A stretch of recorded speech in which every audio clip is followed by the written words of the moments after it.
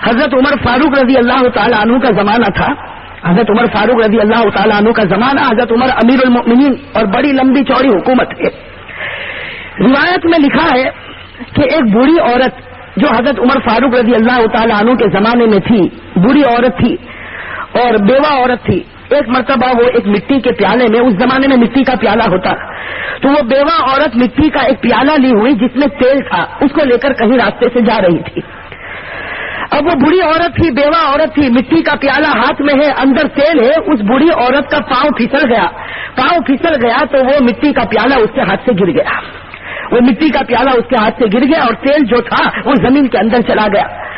अब वो बूढ़ी औरत उस मिट्टी के प्याले को लेती है और हजरत उमर फारूक रजी अल्लाह ताला अन्हु जो अमीरुल मोमिनीन है उनके पास आती है और आकर कहती है कि उमर मैं बेवा औरत हूँ, उमर मैं बेवा औरत हूँ, बूढ़ी औरत हूँ, मैं तेल लेकर जा रही थी, मेरा पांव फिसल गया, वो तेल गिर गया, तेल जमीन के अंदर चला गया। उमर मुझे तेल मेरा वापस कर दे।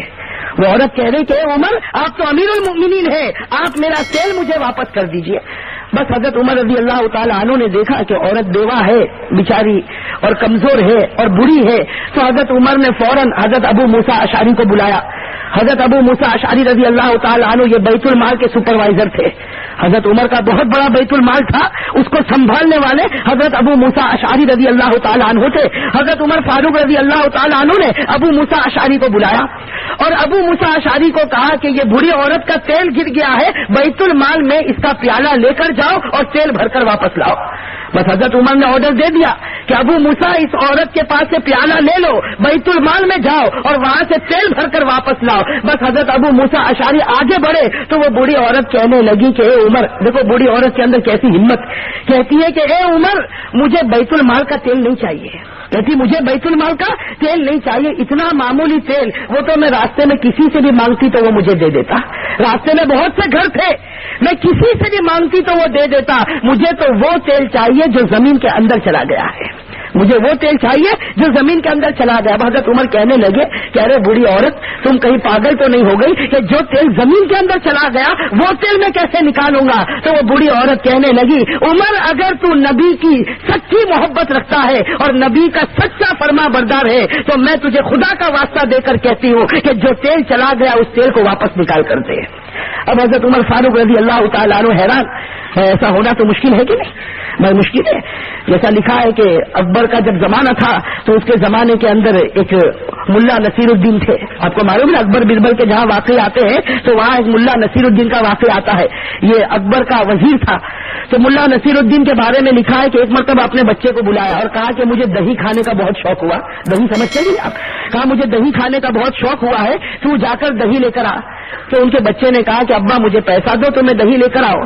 तो अब्बा मुल्ला नसीरुद्दीन कहने लगे अरे पैसा देकर तो पूरी दुनिया दही लाती है, मैं तो कहता हूँ बगैर पैसे के जा और दही लेकर आ। अब वो बच्चा भी बड़ा होशियार था, गया प्याला लेकर गया, थोड़ी देर में जैसे प्याला भरा हुआ हो इस तरीके से लाकर टेबल पर रख दिया। अब मुल्ला नसीरुद्दीन जब खाने बैठे और उसको खोला तो देखा उसमें दही तो है नहीं, उसमें दही नहीं। तो बेटे से कहा बेटा तो दही नहीं लाया। तो कहा कि दही हो कोई खाए तो उसमें क्या कमाल की बात है, दही न हो फिर खा लो ये कमाल की बात है। तो यहाँ पर भी हजरत उमर फारूक रजी अल्लाह ताला अन्हु का मामला, हजरत उमर फारूक रजी अल्लाह ताला अन्हु को उस बुढ़ी औरत ने कहा कि मुझे बैतुल माल का तेल नहीं चाहिए, तेल तो मुझे चाहिए होता तो कोई भी सहाबी का दरवाजा खिटखिटाती वो मेरे प्याले को भर देता, लेकिन मुझे तो जो तेल जमीन में गया वो तेल मुझे वापस चाहिए।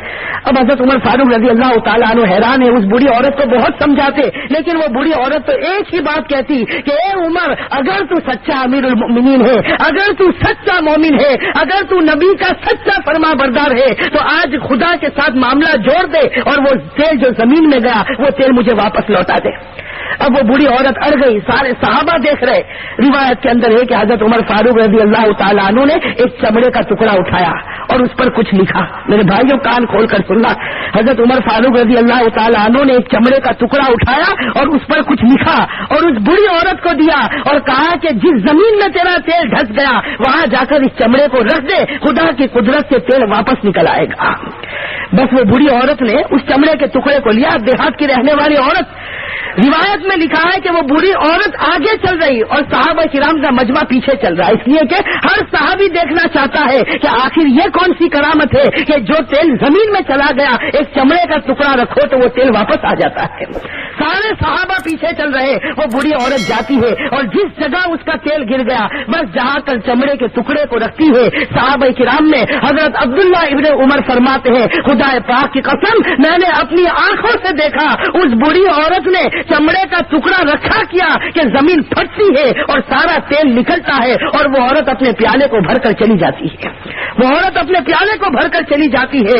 हजरत अब्दुल्ला इब्ने उमर फरमाते, वो औरत चली जाती, चमड़े का टुकड़ा वहीं पड़ा और अभी भी उसमें से तेल निकल रहा है। तो हजरत अब्दुल्ला इब्ने उमर फरमाते, लेकिन हम में से किसी की हिम्मत नहीं होती कि उस चमड़े के टुकड़े को उठाकर देखे कि उसमें क्या लिखा है, इसलिए कि किसी का खत पढ़ना ये भी तो अमानत के खिलाफ है। और फिर हजरत उमर फारूक रजी अल्लाह तआला अन्हु का जलाल, रौब और दबदबा के सारे लोग उनकी वजह से कांपते थे। हजरत अब्दुल्ला इब्ने उमर फरमाते, किसी की हिम्मत नहीं होती सहाबा किराम में से कि आगे बढ़े और चमड़े के टुकड़े को उठाए और देखे कि उसमें उमर फारूक ने क्या लिखा। हजरत अब्दुल्ला इब्ने उमर फरमाते, जब सब सहाबा खड़े थे तो मैं आगे बढ़ा और मैंने उस चमड़े के टुकड़े पर कपड़ा रख दिया, ताकि बेटा भी बाप के खत को पढ़ नहीं सकता है, एक बेटा भी बाप के खत को पढ़ नहीं सकता, तो एक मुसलमान दूसरे मुसलमान के ऐब को कैसे मालूम कर सकता है। तो हजरत उमर फारूक रजी अल्लाह तआला अन्हु के खत के ऊपर कपड़ा रख दिया। हजरत अब्दुल्ला इब्ने उमर फरमाते, मैंने मेरे अब्बा के खत पर कपड़ा रखा और इसी तरीके से चमड़े के टुकड़े को उठाया और मैं सीधे हजरत उमर के पास जाने लगा। सारे सहाबा मेरे पीछे आने लगे। हजरत अब्दुल्ला इब्ने उमर फरमाते, मेरे अब्बा बैठे थे, मैंने जाकर वो चमड़े का टुकड़ा दे दिया। फरमाते हैं कि मैंने चमड़े का टुकड़ा दिया, सारे सहाबा हजरत उमर की निगाह को देखने लगे और कहने लगे कि उमर, आखिर बताओ तुमने चमड़े के टुकड़े पर क्या लिखा था, बता दो तुमने चमड़े के टुकड़े पर क्या लिखा था कि जिसकी वजह से जमीन ने तेल वापस लौटा दिया। हजरत उमर फारूक रजी अल्लाह तआला अन्हु रोने लगे, अल्लाह समझ नसीब फरमाए। हजरत उमर फारूक रजी अल्लाह तआला अन्हु रोने लगे, बहुत देर तक रोते रहे। उसके बाद कहा कि ए लोगों, मैंने उस चमड़े के टुकड़े पर दो बातें लिखी थी। एक बात तो ये लिखी कि ए जमीन, मैं भी खुदा का मखलूक हूँ, तू भी खुदा की मखलूक है, तुझे खुदा का वास्ता है कि इस बुरी औरत का तेल वापस लौटा दे। एक बात तो ये लिखी और दूसरी बात मैंने ये लिखी कि ए जमीन, इस बुरी औरत का तेल वापस लौटा दे, अगर नहीं लौटाएगा किसी बेनमाजी को तेरे अंदर दफन कर दूंगा, किसी बेनमाजी को तेरे अंदर दफन कर दूंगा। मेरे भाइयों, इस हदीस के बाद लिखा है कि जमीन के अंदर जो चीज नामुमकिन थी, जमीन ने उसको मुमकिन किया, लेकिन किसी बेनमाजी को अपने अंदर आने नहीं दिया।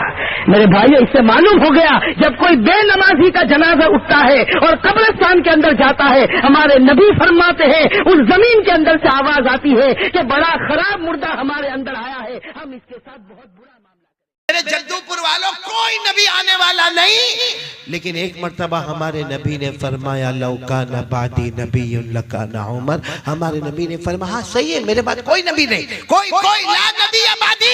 हमारे नबी ने फरमाया, मेरे बाद कोई नबी नहीं, लेकिन अगर अल्लाह किसी को नबी बनाते तो उमर को नबी बनाते। सोचो उमर का ईमान कितना मजबूत होगा, पहाड़ जैसा ईमान होगा कि नहीं होगा। बल्कि आपको एक बात बताऊं, हजरत उमर का ईमान कैसा है मालूम है? हजरत उमर के बारे में ईरान जो नाम सुना ना आपने, ईरान में मशवरा होता है और बड़े बड़े लोग जमा हुए हैं और बड़ा इनाम रखा है कि कौन है जो मदीना जाए और उमर की गर्दन लेकर आ जाए, उमर को कत्ल करे और उनकी गर्दन लेकर आए, मुंह मांगा उसे इनाम दिया जाएगा। बड़े बड़े इनाम और बड़े बड़े लोग तैयार। वो ईरान में कोई होगा जवान, हट्टा कट्टा, लंबा चौड़ा और उसको बहुत कुछ आता था। उसने कहा मैं तैयार हूँ, लेकिन मेरा इनाम ये होगा। जो भी उसने इनाम कहा सबने मंजूर कर लिया। वो ईरान से चला, लंबा चौड़ा, हट्टा कट्टा, सारे हथियारों के साथ लेस होकर अपने सारे सफर के सामान के साथ चला। कहां पर पहुंचा? मदीना, क्योंकि हजरत उमर अमीरुल मोमिनीन मदीने में थे। हजरत उमर अमीरुल मोमिनीन थे और छोटे अमीरुल मोमिनीन नहीं थे। 22 लाख मुरब्बा मील पर अकेले हुकूमत करने वाले, बोलो कौन? हजरत उमर। हजरत उमर 22 लाख मुरब्बा मील पे हुकूमत करने वाले, वो ईरान का जवान। जब मदीना, जबान तो आती नहीं क्योंकि मदीने में अरबी बोलते, ये ईरान से आया हुआ, लेकिन किसी तरह थोड़ा बहुत उसने मालूम किया कि अमीरुल मोमिनीन का घर कहाँ है। कि उसको ऐसा था कि कोई बहुत बड़ा बंगला होगा, कोई बहुत बड़ी कोठी होगी, कोई बहुत बड़ा मकान होगा। उसने कई लोगों को पूछा, सबने एक ही पता बताया कि देखो सामने जो छोटे छोटे छोटे छोटे घर नजर आते ना, उसी में एक घर अमीरुल मोमिनीन का भी है। बस आप चले जाओ वहां पे, वो जो घर नजर आता है ना, वो जो झोपड़ा नजर आता जिसकी खिड़की इस तरफ की हुई है, बस वही अमीरुल मोमिनीन का घर है। ये ईरान वाला घबराया कि अगर उमर यहाँ पर है, बोलो अगर उमर, आवाज से बोलो अगर उमर, कत्ल करना बहुत मुश्किल है क्योंकि महल्ला है, सारे महल्ले वाले जमा होके मेरे बोटी हड्डी तोड़ देंगे, क्योंकि महल्ले में किसी को कत्ल करना बहुत मुश्किल है। लेकिन काम मालूम तो करे कि क्या मामला है। गए और वहां जाकर बताया कि मैं मुसाफिर हूँ, अमीरुल मोमिनीन उमर को मिलने आया। तो अंदर से घर में से आवाज आई, उमर घर में नहीं है, वो तो ऊंटों को चराने जंगल में गए हैं। अमीरुल मोमिनीन उमर सो रहे हैं। बोलो सुभान अल्लाह, बोलो क्या कर रहे हैं, सो। इसने कहा ये तो मौका और भी अच्छा हो गया। अरे पहले महल्ले में मारता तो बड़ा मुश्किल मामला था, अरे जंगल में भी अगर मारता तो 2-4 मेरे ऊपर हमला करते, लेकिन यहाँ तो सो रहे, सोने वाले को मारना तो बहुत आसान है, बहुत आसान है।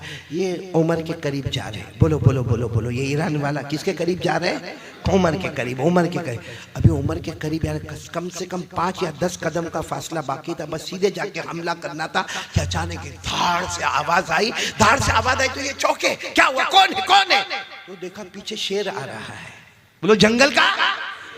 ये और खुश हो गए कि अब तो मेरे को मारने की जरूरत भी नहीं है, अब कौन मारेगा, शेर मारेगा, क्योंकि ये तो बहुत होशियार, बहुत लंबा चौड़ा हट्टा कट्टा, सीधे दरख्त के ऊपर चढ़ गया। बड़ा ऊंचा दरख्त था, दरख्त के ऊपर चढ़ गया। कहा मैं दरख्त के ऊपर से बैठ के तमाशा देखूंगा, अब तो मेरे को मारने की भी जरूरत नहीं, शेर आएगा, हमला करेगा, फाड़ेगा।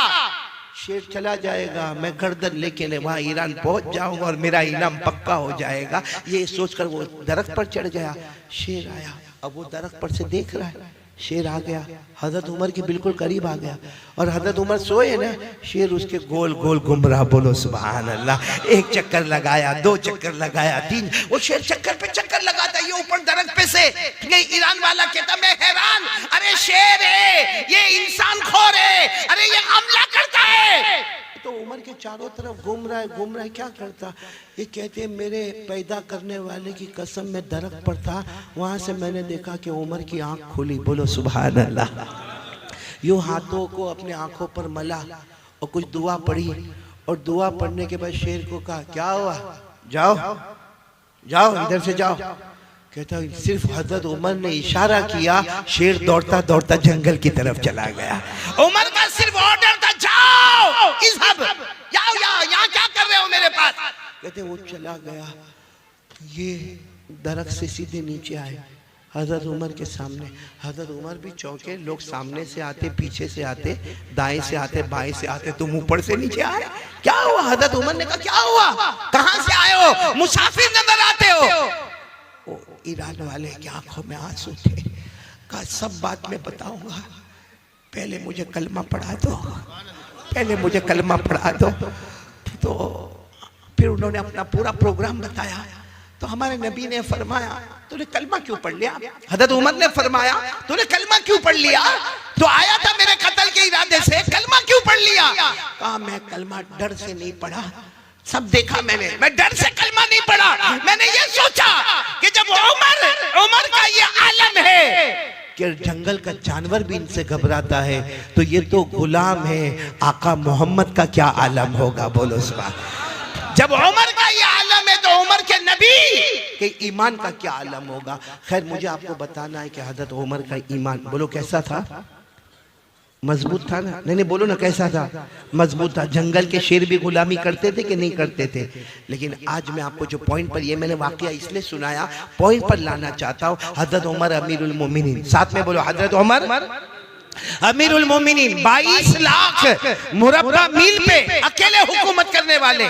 लेकिन हजरत उमर की एक आदत थी, रात को अपना कपड़ा बदल देते थे, भेष बदलते थे और पूरे मदीने का चक्कर लगाते थे, गांव का, देहात का, गलियों का। क्यों चक्कर लगाते थे? कोई गरीब होगा, कोई मिस्कीन होगा, कोई यतीम होगा, कोई बेवा होगी, कोई लाचार होगा, कोई मजबूर होगा, मेरे तक नहीं पहुंचा होगा, मैं अमीरुल मोमिनीन हूं, मुझे पता तो होना चाहिए कि मेरे इलाके में कोई परेशान तो नहीं।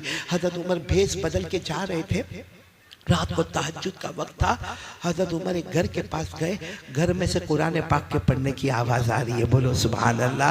और क्या कुरान पढ़ा जा रहा है, पढ़ने वाले कोई भी सहाबी होंगे, आवाज बहुत प्यारी होगी, वो कुरान पढ़ रहे हैं। वत्तूरी व किताबिम मस्तूर फी रक़्क़िम मंशूर वल बैतिल मामूर वस्सक़फ़िल मरफ़ूअ वल बहरिल मस्जूर इन्ना अज़ाब रब्बिका लवाक़ि' मा लहू मिन दाफ़ि। यानी वो पढ़ने वाले तो अपना कुरान पढ़ रहे, 27वां पारा सूरह तूर पढ़ रहे, लेकिन उसमें एक आयत आती है, इन्ना अज़ाब रब्बिका लवाक़ि', अगर अल्लाह का अज़ाब आ गया, मा लहू मिन दाफ़ि, कोई बचाने वाला नहीं होगा। हजरत उमर के कान में जब ये आयत आई, जानते थे, अरबी जानते थे, वहीं बैठ गए।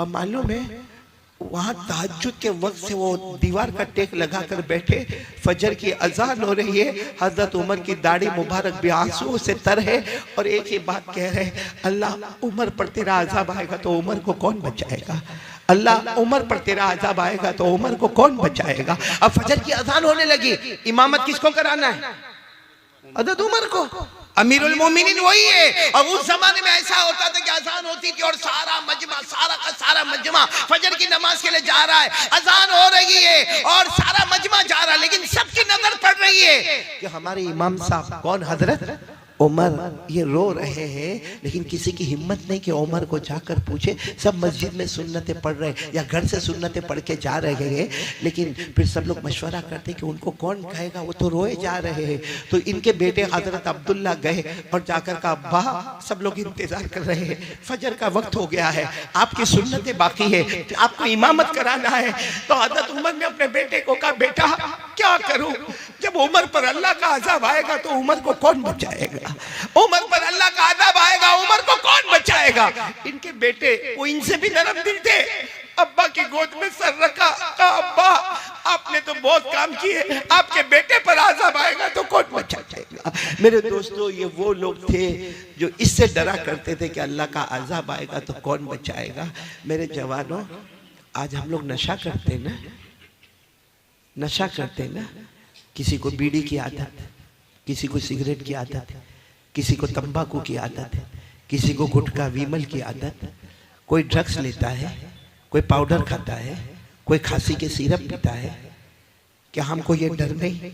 हजरत उमर को तो डर है कि मेरे अल्लाह का अज़ाब आएगा तो मुझे कौन बचाएगा। हम क्या, हमारा ईमान इतना मजबूत हो गया कि हम अल्लाह को भूल गए। क्या करेंगे मेरे प्यारो, अल्लाह को भूल के मौत तो आनी आनी है ना। अरे बोलो ना, आनी के नहीं आनी।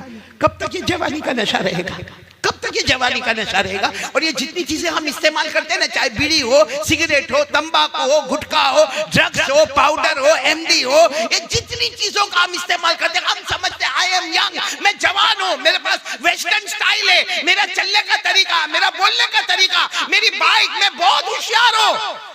मेरे प्यारो, जिस दिन एक बीमारी आती है ना, फिर बचाने वाला कोई नहीं होता। सही कह रहा हूँ, गलत कह रहा हूँ? कितने लोगों को कैंसर हो गया, वरना पहले हमारा जवान, आपने यहाँ जद्दूपुर में भी देखा होगा, हमारा जवान बाइक पर बैठता है और बिल्कुल जहां सारा मजमा होगा ना, वहां जाके ट्रैफिक नहीं है, लेकिन जोर से बाइक का ब्रेक मारेगा। क्यों बाइक का ब्रेक मारेगा? सब लोग देखे, और फिर वो जेब में से निकालेगा। क्या क्या बोलते आप लोग? हाँ, अब यूं हाथ पे थोड़ा टक टक टक टक करेगा, हाँ, फिर यूं खोलेगा, हाँ, और फिर आ करके ऐसा पिएगा जैसे शरबत पी रहा है। सही है कि नहीं? लेकिन ये जो चीज गलत है वो गलत है, नशा गलत है तो गलत है, पाउडर खाना गलत है तो गलत है, ड्रग्स लेना गलत है तो गलत है। होता क्या है मालूम है? नहीं सुधरता नहीं है, वो रोज रोज रोज रोज लेता जाता, फिर ये जो मुंह है ना, मुंह ये छोटा हो जाता है। कैसा हो जाता है? फिर क्या करता है मालूम है? यूं हाथ में लेके यूं करेगा, एक हाथ से दरवाजा खोलेगा, दूसरे हाथ से एंटर हो जाएगा। सही कह रहा हूँ, गलत कह रहा हूँ? फिर इतना छोटा सा मुंह हो जाता है, डॉक्टर के पास। अब डॉक्टर को मालूम है भाई, डॉक्टर माहिर है, चेहरा देखकर समझ जाता है कि इसको कैंसर है, लेकिन डॉक्टर को भी तो अपना बिल बनाना है ना। तो ये करना, वो करना, ऐसा करना, वो करना, यूरिन टेस्ट होगा, ब्लड टेस्ट होगा, पीठ में से पानी निकाला जाएगा, फिर इसका ये होगा, फिर वो होगा, लेबोरेटरी में जाएगा, ये करेगा। करते कराते डॉक्टर आखिर में कहता है लास्ट स्टेज ऑफ कैंसर, 2 महीने बचे हैं। और वो पूरी गवर्नमेंट ने कहा मास्क नहीं लगाने का, वो मास्क लगा के घूम रहा है क्योंकि यहाँ उसका मुंह छोटा हो गया है, ऑपरेशन हो गया, जबड़ा फाड़ दिया गया। मेरे प्यारो, क्या कयामत में इसका जवाब नहीं देना पड़ेगा? मुफ्ती अली साहब, एक बड़ा अजीब मामला, मैं गुजरात में था, एक ने मेरे को आकर कहा मौलाना मेरा भाई 32 साल का है, वो खा खा के, तंबाकू खा खा के कैंसर हो गया, मर गया। वो शहीद हुआ कि नहीं हुआ? यानी वो मेरे को फतवा पूछता है कि मौलाना लिख के दे दो ना कि मेरा भाई शहीद हो गया, मैं मेरे खानदान वालों को बताऊं। मैंने कहा गुटखा खा के मरा, तंबाकू खा के मरा, ऑपरेशन करा के मरा। मैंने कहा सुनो, मैं आज मसला बताता हूं। कोई अपने गुनाहों की वजह से बीमार पड़े, कोई अपने गुनाहों की वजह से, भाई हमारे गुनाहों की वजह से अगर हमारा ये जबड़ा खराब हो गया, हमारे गुनाहों की वजह से अगर हमारा हाथ और पांव खराब हो गया, तो अल्लाह फरमाते कयामत में एक एक बदन के टुकड़े का जवाब देना पड़ेगा। ये कुरान में लिखा है, कुरान में 15वां पारा, अल्लाह तबारक व तआला फरमाते हैं इन्नस समा वल बसरा वल फुआद कुल्लु उलाइका काना अन्हु मसऊला। अल्लाह तबारक व तआला फरमाते तेरे कानों का, तेरी आंखों का, तेरे दिल का, बदन का जो भी टुकड़ा तूने गुनाहों की वजह से डैमेज कर दिया, बोलो कल कयामत में। हाँ, लेकिन अगर आदमी ने कभी बीड़ी, सिगरेट, तंबाकू, गुटखा कुछ नहीं और बेचारे को कैंसर हो गया, हाँ फतवा दे दो कि शहीद होकर दुनिया से जा रहा है। लेकिन मेरे प्यारों, क्या ये सब करना जायज़ है जो हम करते हैं? क्या हमको अल्लाह का डर नहीं लगता? मेरे दोस्तों, कैंसर वाले को पूछो कैसा रोता है, कैसा रोता है, आखिरी घड़ी में क्या क्या हालात उसके ऊपर आते हैं।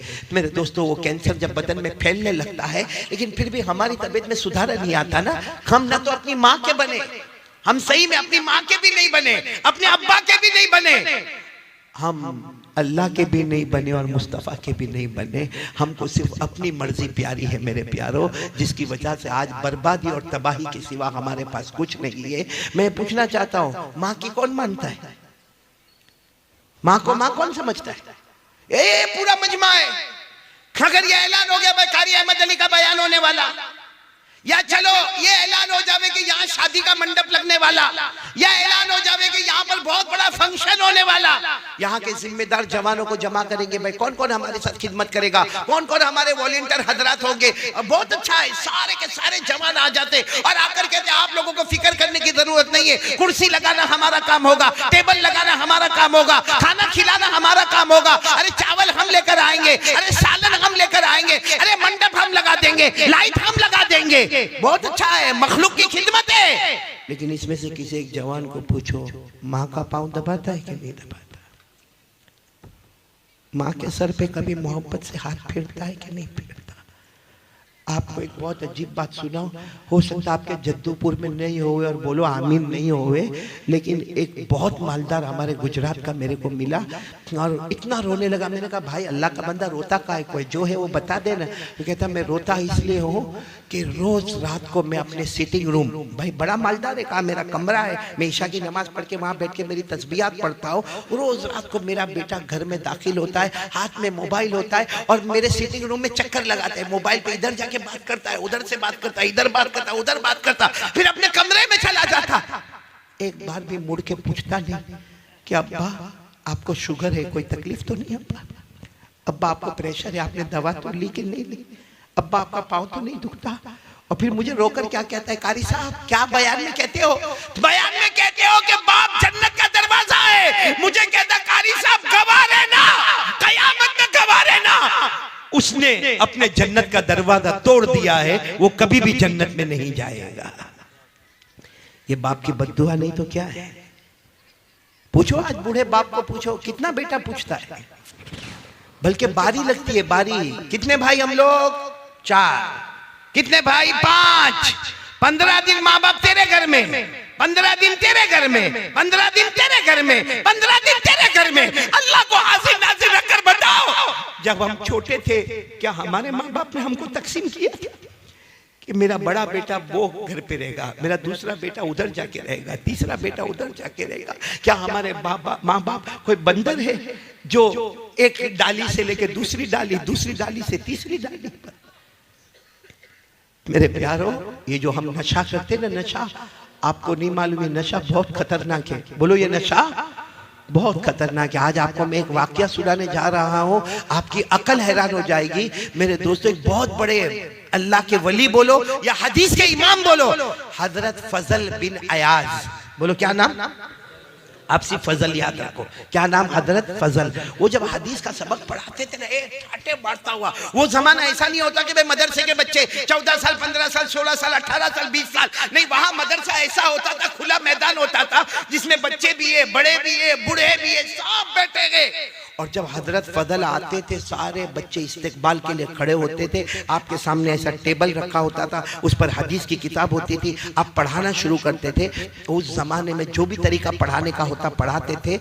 एक सामने स्टूडेंट बैठता था, सामने एक स्टूडेंट, सुनना, बहुत होशियार, बहुत चालाक, और आपको मालूम है जो ब्राइट स्टूडेंट हो, जिसका दिमाग अच्छा हो, तो पढ़ाने वाले की तवज्जो उसकी तरफ बोलो ज्यादा होती है। तो वो और हजरत फजल देखते थे, वो जो बोलते वो सब लिखता है। और कभी चेक करते थे, तो चेक करते तो देखते थे इतना अच्छा लिखता है, इतना अच्छा। यानी हजरत फजल कहते हैं कि मुझे मेरे शागिर्दों में, मेरे स्टूडेंट में, मुझे इसके बारे में यकीन था कि इसका फ्यूचर बहुत ब्राइट होगा। कहते हैं कि 1 महीना गुजरा, वो पढ़ने नहीं आया। कितना महीना? अब ब्राइट स्टूडेंट हो, वो 2 दिन नहीं आवे तो उस्ताद परेशान, पढ़ाने वाला परेशान, टीचर और प्रोफेसर परेशान कि मेरा इतना अच्छा स्टूडेंट नहीं आता। लेकिन वो चूंकि मजमा इतना रहता था, हजरत फजल समझे कहीं सफर पे गया होगा, इधर गया होगा, उधर गया होगा। सुनो, बराबर सुनना। हजरत फजल कहते एक दिन आने के साथ ही मैंने पूछ लिया कि भाई वो कहाँ है, वो मेरा स्टूडेंट कहाँ है जो सारी बातों को लिखता था, बाय हार्ट करता था? तो किसी ने कहा वो तो घर में बीमार है, आखिरी सांस ले रहा है, घर में बीमार है। और बोलो, हजरत फजल को इतना रहम आया, सब स्टूडेंट को कहा चलो ना हम मिलने जावे, चलो ना मिलने जावे, आज सबक नहीं होगा, आज उनको मिलने जाएंगे। बहुत मेहनत करता था वो मेरा बच्चा, और बहुत होशियार था। जब गए ना तो देखा सही में वो आखिरी सांस ले रहा है। और आपको मालूम है जो आखिरी सांस लेता हो तो उसके सामने सूरह यासीन पढ़ी जाती है। क्यों? क्योंकि सूरह यासीन कुरान की रूह है।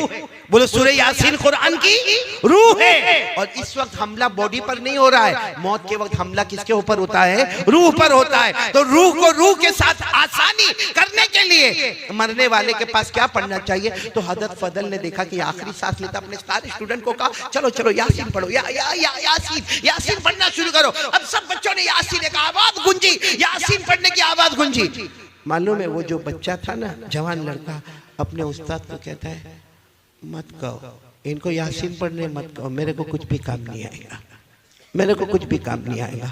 तो ये समझ गए उस्ताद के आखिरी वक्त है, आदमी कुछ भी बोलता है समझ में नहीं आता। तो उस्ताद ने कहा भाई सब लोग यासीन पढ़ना बंद करो, बल्कि क्या करो, ला इलाहा इल्लल्लाह पढ़ो, ला इलाहा इल्लल्लाह, ला इलाहा।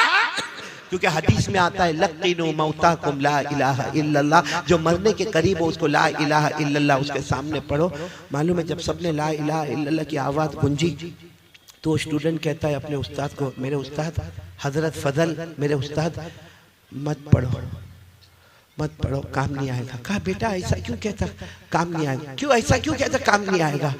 कहा 2-4 घंटे पहले मुझे पता चला अल्लाह ने मेरे ईमान को छीन लिया है, अल्लाह ने मेरे ईमान को छीन, बस इतना कहा और आंखें बंद हो गई। हजरत फजल इतने हैरान हो गए, करे तो क्या करे भाई, है तो हमारा स्टूडेंट है, हमारा बच्चा है। चलो कफन भी हुआ, दफन भी हुआ, लेकिन हजरत फजल अपने घर गए, सबक नहीं पढ़ाया और रोते रहे कि वो बच्चे का ईमान क्यों अल्लाह ने छीन लिया। उसने साफ कहा कि यासीन पढ़ने से काम नहीं होगा, ला इलाहा इल्लल्लाह पढ़ने से काम नहीं होगा।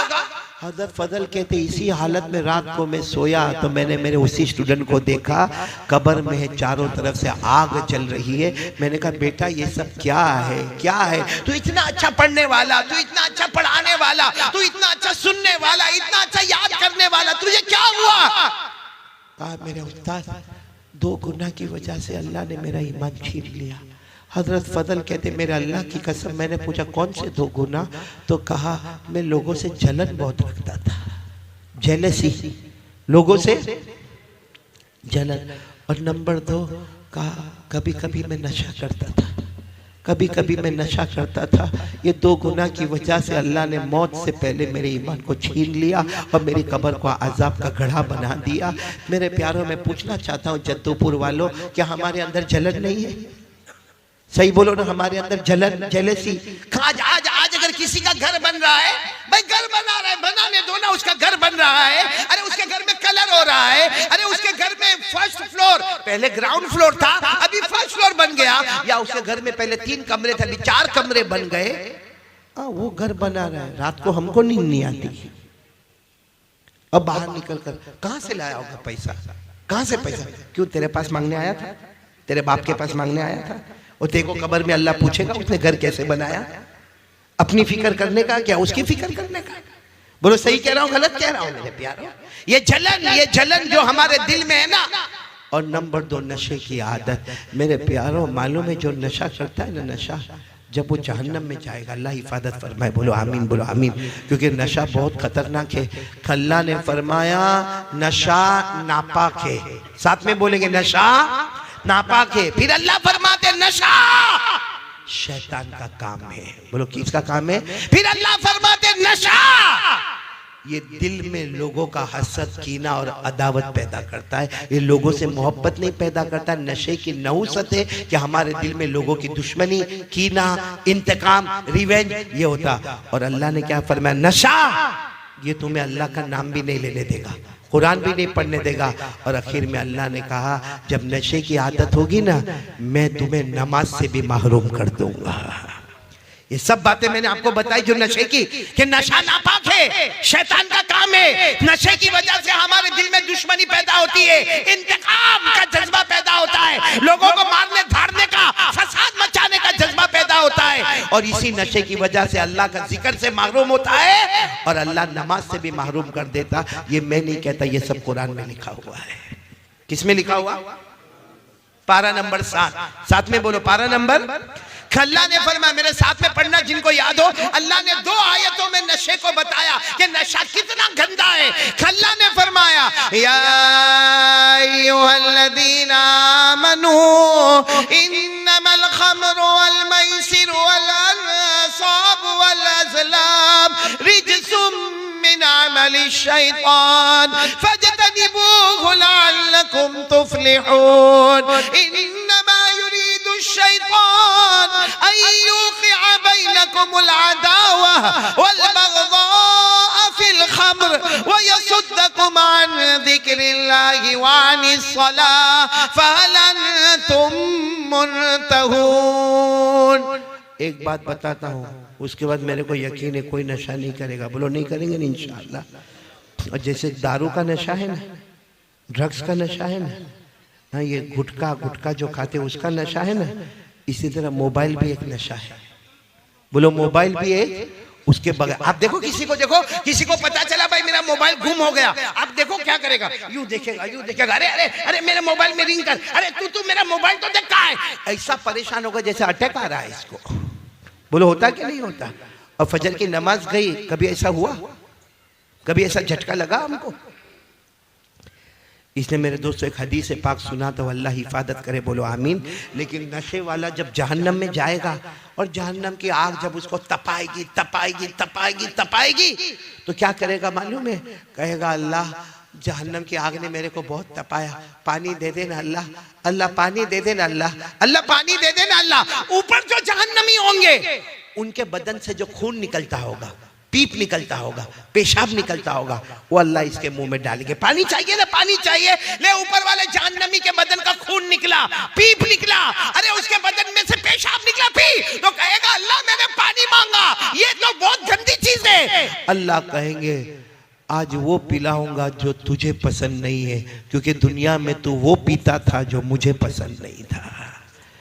इसलिए मेरे प्यारों, हाथ जोड़कर आपसे अपील करता हूँ, 2 चीजें हमारे नबी छोड़ कर गए हैं। उनमें से पहली चीज मैंने आपको बता दी, वो क्या है? कौन आज से तैयार हो रहा है रोजाना ये पूरा जद्दूपुरा तैयार हो जावे माशाल्लाह। देखो ये दो चीज अगर हमारे पास होगी ना, सब गंदी आदतें खत्म, सब गंदी आदतें खत्म। कोई कहता है ना कि अरे मौलाना को क्या मालूम है, हमको नशे की आदत हो गई, अब नशा थोड़ी छूटेगा। कोई कहता है मेरे को मोबाइल की आदत हो गई, अब मोबाइल थोड़ी छूटेगा। कोई कहता है कि मेरे को पीने की आदत हो गई, वो पीना थोड़ी छूटेगा। नहीं मेरे प्यारों, हमारे नबी से बढ़कर कोई नहीं। हमारे नबी ने फरमाया दो चीज को तेरे हाथ में रख ले, दुनिया भी तेरी होगी, आखिरत भी तेरी होगी। जिसमें सबसे पहले क्या फरमाया हमारे नबी ने? कुरान। आवाज नहीं आ रही आप लोगों की? कुरान। बहुत ठंडे हो गए आप लोग, बंद कर दूं बयान?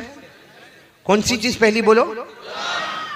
मैं हर जगह पर आज एक ही ऐलान करता हूं, कुरान पढ़ोगे ना इंशाअल्लाह।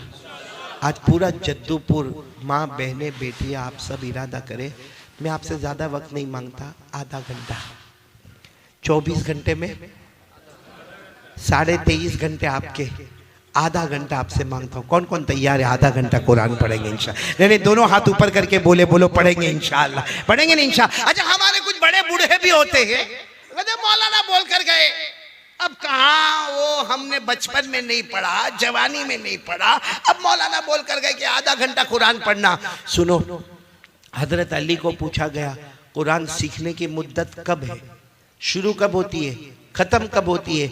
हजरत अली ने फरमाया मिनल महदी इलल लहदी। कुरान करीम के सीखने की मुद्दत शुरू होती है माँ के गोद से और खत्म होती है कब्र के गोद में। और मेरे को मालूम है आधा घंटा कुरान पढ़ेंगे। अब यहाँ जो उलमाए किराम बैठे हैं, इनको अगर बोलो आधा घंटा कुरान पाक पढ़ना, आधे घंटे में 2 पारे खत्म। अरे बोलो आधे घंटे में 2 पारे खत्म, 2.5 पारे खत्म, सूरह बकरा मुकम्मल। और अगर किसी आम आदमी को बोलो भाई आधा घंटा कुरान पढ़ना, तो बेचारा मुश्किल से धीरे धीरे सा या कोलो असुफा करते 1.5 पेज 2 पेज, तो सोचेगा कि ये मौलाना तो 2 पारे खत्म करके चले गए, ना मेरे 2 पेज भी खत्म नहीं हुए। ना मेरे दोस्तों, कुर्बान जाओ हमारे नबी पर। हमारे नबी को मालूम था मेरा ऐसा उम्मती भी आएगा जो बाद में कुरान पढ़ना शुरू करेगा। हमारे नबी ने फरमाया अल्लज़ी यक़रउल कुरान व यतताअतउ बिही फलहु अजरान। हमारे नबी ने उस जमाने में फरमाया मेरा उम्मती ऐसा आएगा जो कुरान पढ़ेगा, अटक अटक के पढ़ेगा, रुक रुक के पढ़ेगा, अटक अटक के पढ़ेगा। हमारे नबी फरमाते उसको डबल सवाब मिलेगा, पढ़ने का भी सवाब मिलेगा और अटकने की जो तकलीफ होगी उसका भी सवाब मिलेगा। सुभान अल्लाह। इसलिए मेरे प्यारों, अब तो मैंने पूरा मामला खोल के आपके सामने रख दिया है, तो कितना वक्त मैं आपसे मांग रहा हूँ? आधा घंटा। और ये नशे से तौबा करोगे ना, आज की रात तौबा करो। नहीं मेरे प्यारों, मत करो नशा, मत करो। अपनी बीवी को देखो, अपने बच्चों को देखो, अपने माँ बाप को देखो। हमारी जिम्मेदारी है।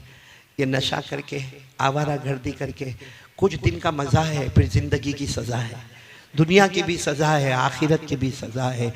इसलिए मेरे प्यारों, आप ये सोचते होंगे ना कि छोड़ने का कैसा, वही मैं आपको तरीका बताने जा रहा हूँ कि पहला काम ये अपने घर में शुरू कर दो। आधा घंटा अपनी बीवी बच्चे सबको बोलो आधा घंटा कुरान पढ़ेंगे। बोलो पढ़ेंगे ना इंशाअल्लाह। और अगर नहीं पढ़ना आता ना, अरे मस्जिद के इमाम साहब के पास चले जाओ ना, मस्जिद के इमाम साहब को बड़े प्यार से कहो ना, मैं रोज़ाना आपके पीछे नमाज पढ़ता हूँ, मेरे को 5 से 8 मिनट आप थोड़ा सा कुरान की 2-4 आयतें पढ़ा देना। वो 2-4 आयतें पढ़ा दे, आप घर जाके उसी को पढ़ते रहो, उसी को पढ़ते रहो, उसी को पढ़ते रहो, उसी को पढ़ते रहो। आधा घंटा कुरान को दे दो मेरे दोस्तों, दुनिया भी हमारी होगी, आखिरत भी हमारी होगी।